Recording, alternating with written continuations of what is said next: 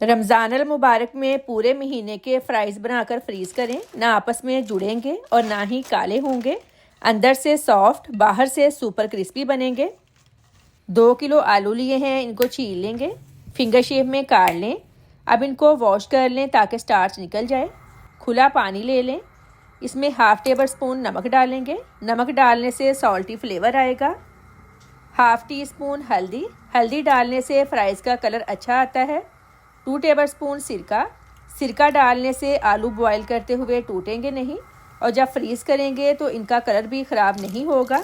पानी में जब उबाल आ जाए 2 मिनट बॉयल कर लें, ज़्यादा बॉयल नहीं करना, बस हल्के से सॉफ्ट हो जाएं तो इनको निकाल लेना है।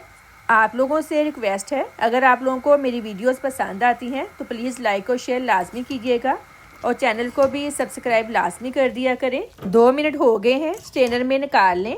ये सेम वही फ़्राइज़ बनेंगे जो आप रेस्टोरेंट में जाकर खाते हैं। और बाज़ लोगों की शिकायत होती है कि जब फ्रीज़ करते हैं आपस में जुड़ जाते हैं।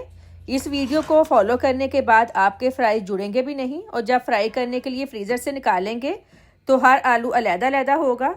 जब पानी अच्छी तरह से निकल जाए और आलू बिल्कुल खुश्क हो जाएं तो बाउल में डाल लें। ये देखें, आलू हल्के से सॉफ्ट हुए हैं, फुल बॉयल नहीं हुए हैं, बस इतना सा ही नरम होने तक बॉयल करना है। कोटिंग के लिए half cup cornflour, half cup चावलों का आटा, इन दोनों चीज़ों से फ्राइज़ सुपर क्रिस्पी बनेंगे। नमक 1 टीस्पून, अच्छी तरह से मिक्स कर लें। कमेंट करके लाजमी बताएं किस कंट्री से मेरी वीडियो देख रहे हैं। ये देखें, इतनी सी कोटिंग होनी चाहिए। फ्राई करने के लिए ऑयल अच्छी तरह से गर्म होना चाहिए। अगर ऑयल गर्म नहीं होगा, फ्राइज़ ऑयल में डालते ही इनकी कोटिंग उतर जाएगी और अगर ऑयल बहुत ज़्यादा गर्म होगा कोटिंग उसी वक्त सेट हो जाएगी। फ़ौरन चम्मच से नहीं हिलाना ताकि कोटिंग सेट हो जाए। सिर्फ 1 मिनट इनको फ्राई करना है। आज से पहले ये वाले फ़्राइज़ आप लोगों ने कभी नहीं बनाए होंगे। आज की वीडियो के बाद आपकी टेंशन बिल्कुल ख़त्म हो जाएगी। फ्रीज़र से फ़्राइज़ निकालें और फ़ौरन फ्राई करें। 1 मिनट हो गया है, कोटिंग सेट हो गई है, निकाल लें। बाकी सारे भी ऐसे ही फ्राई कर लेंगे। सारे फ्राई कर लिए हैं। जब अच्छी तरह से ठंडे हो जाएं, इनको ज़िप लॉक बैग या एयर टाइट डिब्बे में डालकर 2 महीने तक फ्रीज़ कर सकते हैं। ये ख़राब नहीं होंगे। 2 दिन फ्रीज़ करने के बाद फ्रीज़र से निकाले हैं।